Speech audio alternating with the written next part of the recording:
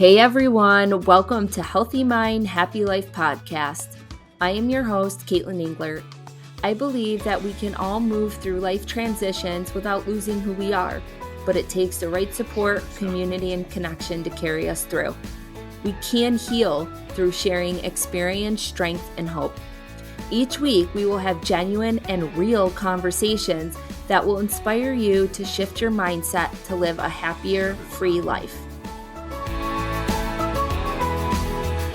Hey everyone, if you guys could do me a huge favor and scroll down to the bottom or wherever you listen to podcasts and write a review, hit the stars but also write a review. It only takes about 30 seconds. It really helps to boost the ratings and exposure of the show. This helps so more people can find the content of the show and help others just like you and I.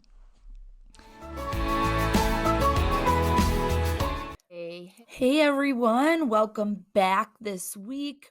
I hope that the weather is treating everyone well and you're just enjoying this time of the year and hopefully getting some good sunshine and getting ready for your gardens and whatever you like to do this time of the year.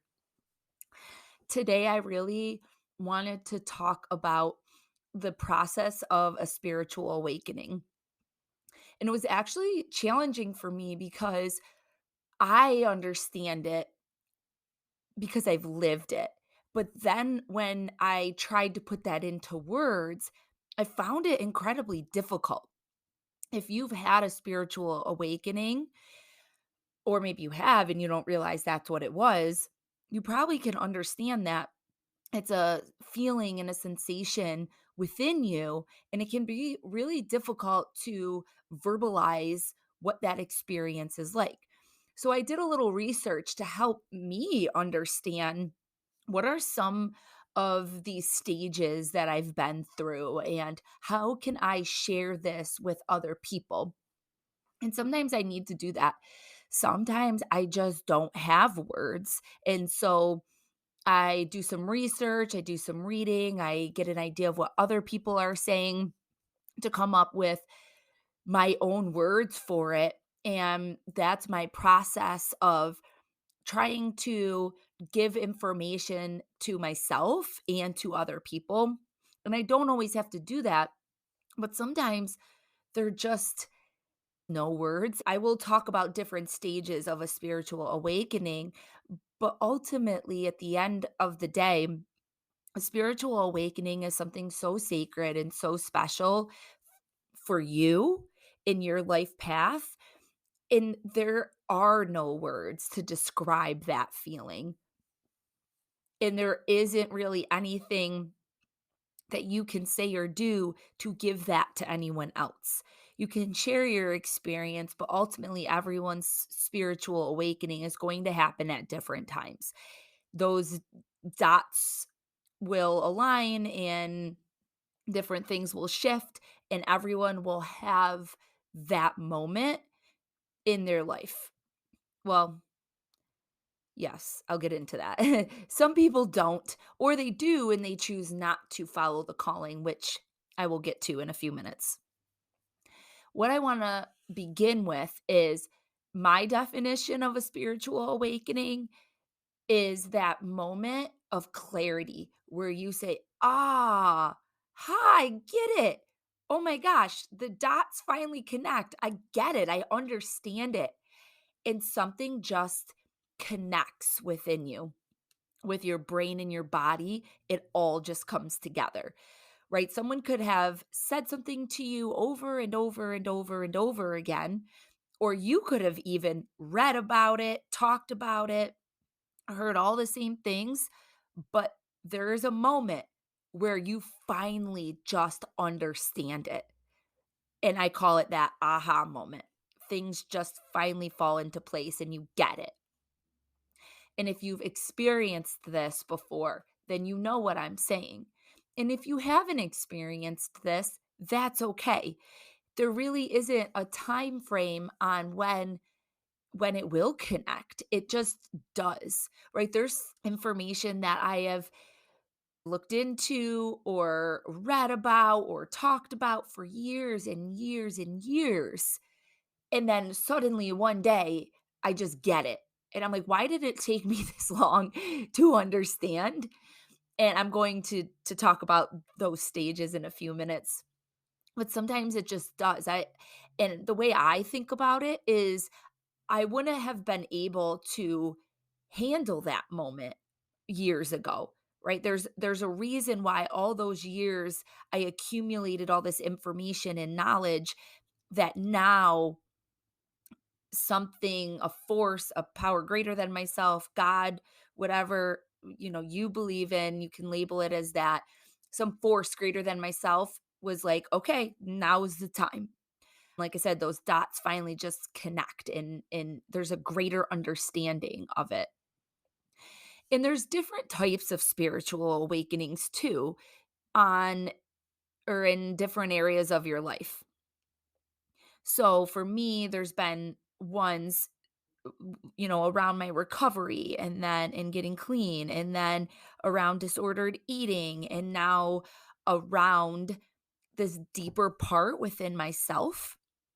And I can make it about all these other things, about trauma and parenting and relationships, but at the end of the day, it's really about what's deep within myself. And it is about those situations, right? Those situations brought me towards the spiritual awakening based on these different areas of my life. But ultimately, the awakening is something about me. It's something deep within me. And I'm really just beginning to understand that. Like I said, I've always kind of made it about all these other things and about the different situations going on in my life. Well, what I'm really learning is all these deep, dark shadows and parts about me that I didn't want to look at or that I wasn't ready to. I don't think that I could have handled it years ago because I had some other things that I had to do first. I had to build that foundation strong in order for me to be able to handle the information that I do now. If I would have received this information years ago, I honestly just think I would have fallen apart. I don't think that I could have handled it. My nervous system would have just shut down completely, which can happen, right? That still does happen to me. My nervous system just can collapse and shut down, but I understand what's happening. I can get out of what's happening. I don't take it as a personal reflection. I don't allow it to take a hold of me and really grip on me. I can notice it, acknowledge it, and get out of it. That is not something I could have done a few years ago. And the stages that I'm going to talk about are extremely important to understand because then you can kind of identify where you're at. And what I want to say is you can't force it. You can't force your path. You can understand it, you can move through it, but you can't force it. If you try to force it, then that's inserting your own will, not the universe or power greater than yourself or a greater force. It's you controlling it. And when we try to control it, all that does is increase our frustration, increase the, or it reinforces all of the thoughts and the stories that we have about ourselves. And we will continue to just run into a wall until we learn that lesson of letting go and allowing the path to take the course that it needs to take and trusting that path. There's a quote, it's a Hindu proverb, and it goes like this: there are hundreds of paths up the mountain, all leading to the same place. So it doesn't matter which path you take.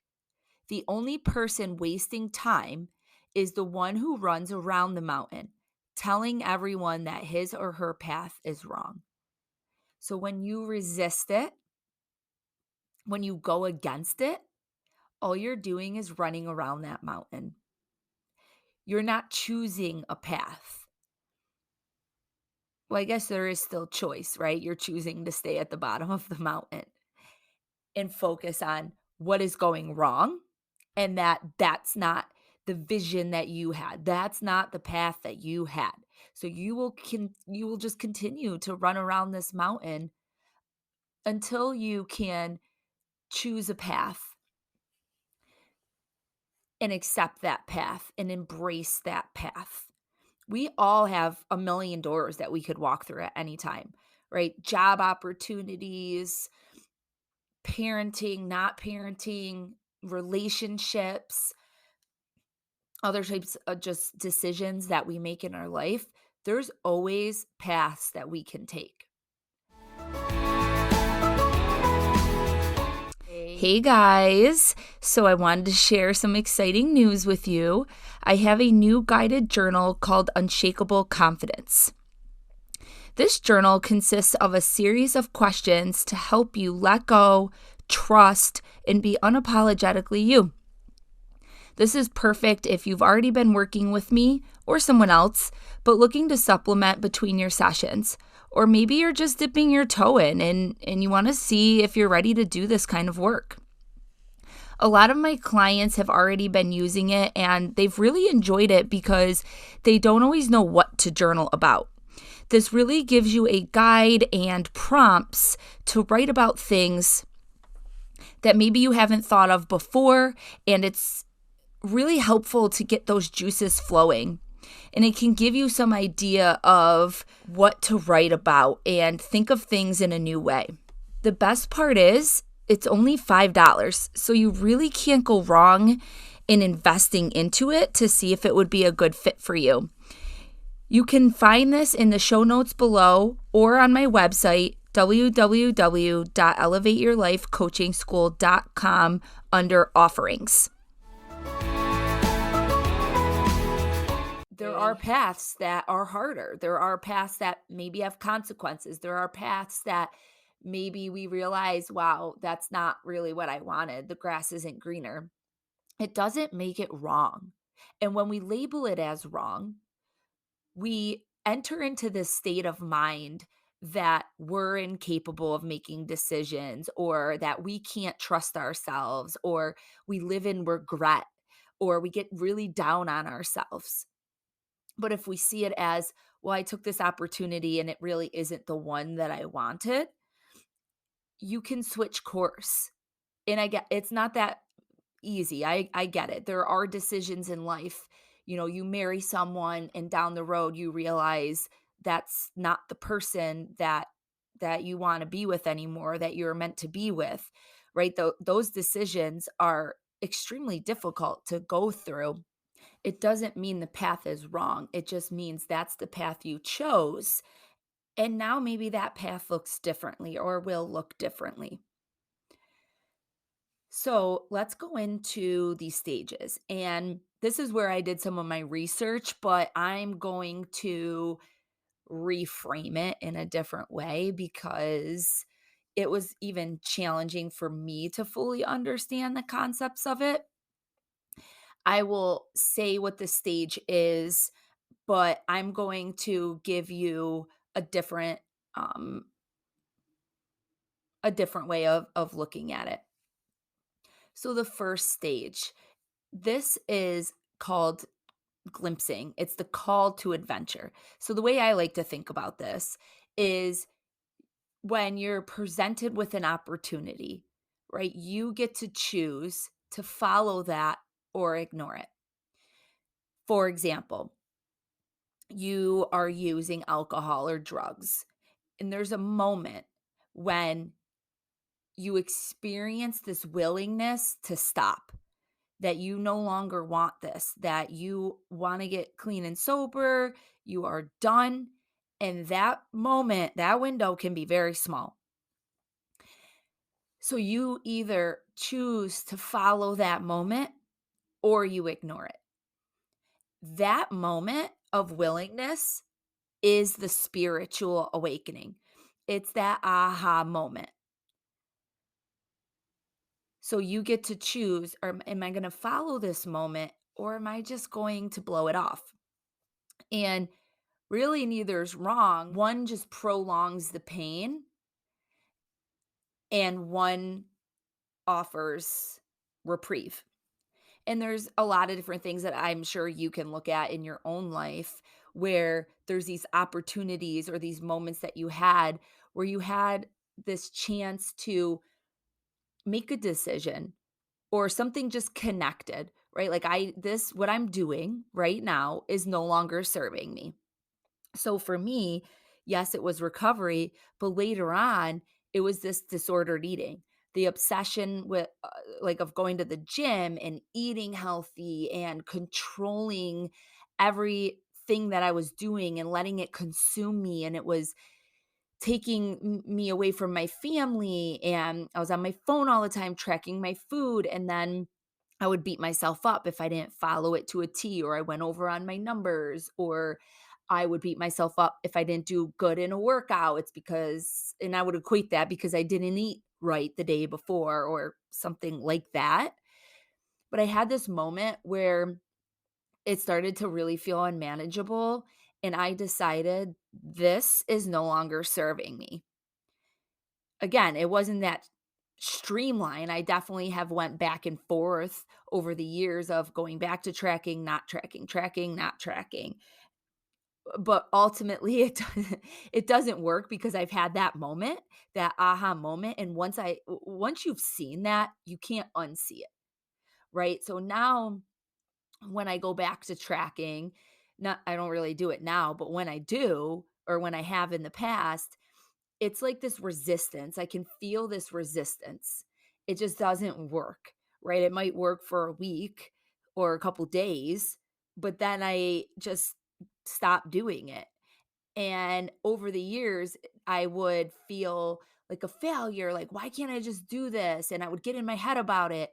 And now it's like, why am I continuing to try to create this suffering for myself when I know this just isn't working? This just doesn't fit into my life anymore or serve me in any way that's helpful to my life. So those are the moments that we get to choose, right? The second step is just examining it closer. So you're choosing this path. And this is really the stage of exploring self study, gathering information, and trying to make sense of it. And I have found this is the stage that I've stayed in the longest. I almost think of it like the stages of change. The stages of change are pre-contemplation, contemplation, preparation, action, maintenance. And so this would be the equivalent to contemplation, where you're getting ready to make this change, but you're not sure if you want to. And it's really a stage of like just kind of going back and forth and thinking about it.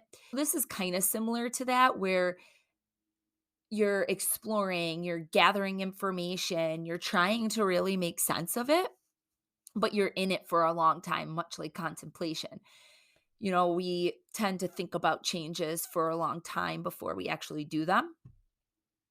And this stage, though, I really find it fun. It's enjoyable to like learn all these new things. It's fun, it's exciting. Yes, it can be painful and can be really challenging and filled with lots of tears, but I find it really empowering because you're learning so much new information and trying to figure out, where does this fit in, or how could I use this? And it's just, I don't know. Yeah, I just find it fun. So then the next stage is seeking, is following the path. So the way I think of this is trusting the path. You're learning to trust it through the practices that you're doing. So you're really starting to implement different practices. This could be meditation, yoga, journaling, integrating it into your real life, practicing different skills and tools that you're learning or have learned about. And so a lot of the obstacles that you have experienced or are experiencing, probably don't feel as difficult because you're trusting the process. You're finding a new way through it and you don't feel so much weight. And if you've ever seen any of my Instagram or YouTube videos, I actually did a video on this, a YouTube short and a Instagram reel on rocks in our backpack. So you put all these rocks in your backpack, right? And then you try to put it on and climb up that mountain that we were talking about earlier. It's going to feel so heavy and you're going to have to take a lot more you're going to have to take a lot more breaks. You're going to have to pause, you're going to have to stop. It's going to take you a lot longer to get there. And not that it's a a race, but most of us want it to feel a little easier, right? We can take some of those rocks out and make our hike easier. So why wouldn't we do that? So this is the stage where you start taking those rocks out and trusting the path that you're on. You're not going around the mountain, you're starting to go up this mountain and practice the things that you're learning. And then when you see outcomes, it's so empowering, right? And if you don't see outcomes, you learn to find a way to accept that and be okay with it. And it doesn't feel like there's so much resistance or obstacles standing in your way. The next stage is loss of sight or losing the path. So the spiritual path is not without struggle. There is still challenges. You're still living your life. And it's when this path really confronts you with those deep shortcomings, those deep shadow sides, those things that you do not like, you are going to feel so much resistance in this stage. You're going to really challenge those cognitive biases that you've had, those stories that you've told yourself. And honestly, this is where I feel like I'm at right now. I kind of have been wavering between 4 and 5, which you'll hear about 5 in a second. Kind of wavering between 4 and 5. The resistance is, again, what I noted earlier, your nervous system saying, "Whoa, this is way too much," right? Or this is just a lot to take on. And we have worked really hard at hiding all these things, and they need to stay locked away. They need to stay there because you need to keep living your life. The problem is, what you've probably realized at this stage is living your life the way you've been living it isn't working. Right now, you've seen all of these things that you can't unsee, and you can kind of get stuck with, well, I've seen all these things, so I'm not going to go backwards. But going forward is feeling very resistant and hard right now. And I'm kind of trapped in the middle. That's kind of how I like to think of this stage, kind of trapped. You're not trapped, it just feels like that. And then the next stage is seeing. It's really becoming one with this path that you're on. It's living it, right? When you've arrived here, you've arrived. However, sometimes we don't stay in it, or we stay in it for a while until we go through it again. And that's what I was talking about earlier, that there's different situations that are going to trigger you to go through this cycle multiple times throughout your life. Like once you arrived, you're not staying there for the rest of your life. And honestly, I don't know if I would want to. That'd be kind of boring. And so you've arrived and you'll probably stay here for a good amount of time, right? But something's going to happen, a life event or whatever's going on triggers something else and interrupts this part of the path. And then you will start over or go into a different stage. And these stages aren't linear. You're not going to necessarily always go in order. You typically will start going in order and then you may go back and forth between different stages, and that's very normal too. It's kind of like stages of grief, same thing. You will go back and forth between them. And it's important to know that Because a lot of people, when they feel like they're, quote, taking a step back, they see it as that. Like, I'm taking a step back. I'm not moving forward. They get really down on themselves and beat themselves up. But it's not that. It's just a part of the process. You are still growing, you are still following the path. There is just some obstacles along the way that are blocking you from continuing on that path. And it might be to continue on that path, or this obstacle might be saying you need to take a different path. And, or you need to, look back and say, well, where do I go from here? Just stop for a second and breathe and look around. So these are the 5 stages of a spiritual awakening, and I really hope that this helps you guys understand where you're at right now, or maybe that you've already walked through this or you're beginning to. I wish that I would have known this way back when I entered recovery. They talked about a spiritual awakenings, and I kind of understood the concepts, but I didn't really know about these stages, and I learned about them as I moved through them. And again, I didn't even learn about it when I got clean. I can look back and see that now that I went through these organically or naturally, but I didn't really know what those stages looked like until I really went through the disordered eating. And now I'm going through a deeper level of a spiritual awakening. And because I have that foundation, I am able to navigate it in a very different way than I have in the past. I really appreciate you guys listening. Don't forget to hit subscribe